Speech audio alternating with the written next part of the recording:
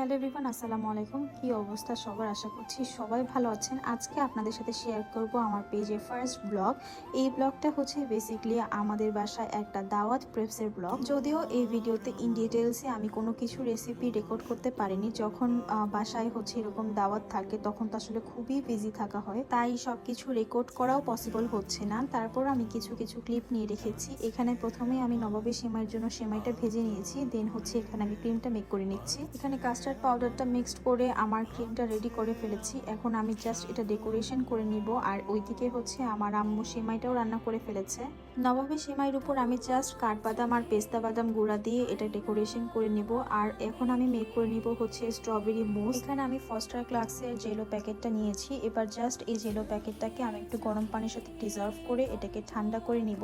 ঠান্ডা করে নেওয়ার পরেই হচ্ছে এটা আমি ব্লেন্ড করে নেব cream, powder milk, condense milk দিয়ে।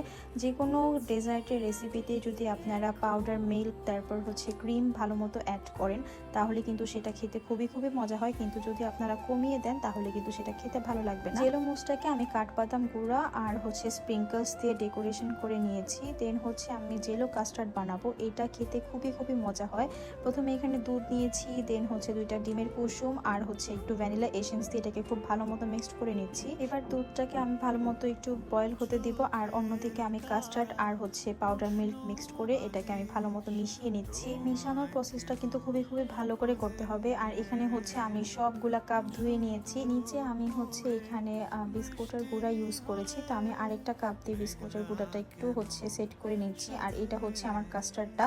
বিস্কুটের গুঁড়ার উপর আমি হচ্ছে একটু জেলো দিয়েছিলাম। এবার জাস্ট উপরে কাস্টার্ডটা বসিয়ে দিচ্ছি। আর এই জেলোটা কিন্তু আমার নিজের বাসায় বানানো জেলো ছিল। ঢালার প্রসেসটা আপনারা একটু ফাস্ট করবেন, তাহলে একদম ইভেন লেয়ার ভাবে কাস্টার্ডগুলো সেট হবে। তার উপরে আমি একটু জেলো দিয়ে এখানে হচ্ছে হুইপ ক্রিম দিয়ে ডেকোরেশন করে নিয়েছি। এখন আমি হচ্ছে বাদামের শরবত বানাবো, তো এখানে আমি কাঠবাদাম, পেস্তা বাদাম নিয়েছি। আপনারা চাইলে এখানে কাজু বাদামটাও নিতে পারেন। এরপর আসলে আমার বাদামের শরবত বানানো কোনো ক্লিপসই রেকর্ড করা হয়নি, কারণ তখন অলমোস্ট রাত 2টা বেজে যাচ্ছিল, তাই আমি তাড়াতাড়ি কাজটা শেষ করতে চাচ্ছিলাম।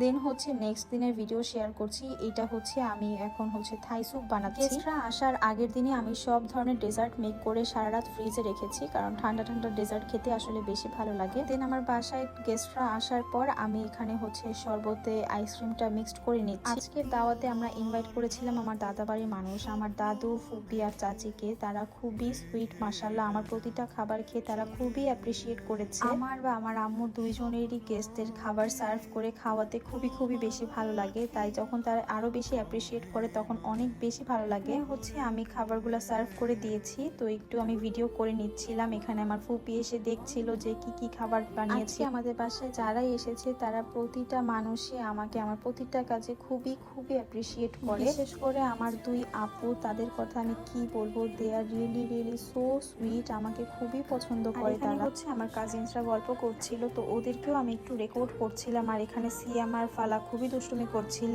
আর একটু আগে আমি যে 2 আপুর কথা বলছিলাম, এই যে হচ্ছে ফালা। প্লিজ আমার ফুল ফ্যামিলির জন্য মাশাআল্লাহ বলবেন। তো এখানে হচ্ছে সবাই খেতে বসেছে, আমি সবাইকে একটু রেকর্ড করছিলাম। এখানে হচ্ছে আমার আরেকটা ফুপি ভিডিও কলে ছিলেন। ফুপি হচ্ছে বাহিরে থাকেন, তো সবাই ফুপির কথা ভেবে একটু মন খারাপ করেছিল। তারপর আমি আসলে আর কোনো কিছুই রেকর্ড করতে পারিনি, তখন সবার সাথে বিজি হয়ে গিয়েছিলাম। তো এটাই ছিল আজকে আমার ভিডিও। আশা করছি আপনাদের কাছে ভালো লেগেছে। Thank you so much for watching. আল্লাহ হাফিজ, আসসালামু আলাইকুম।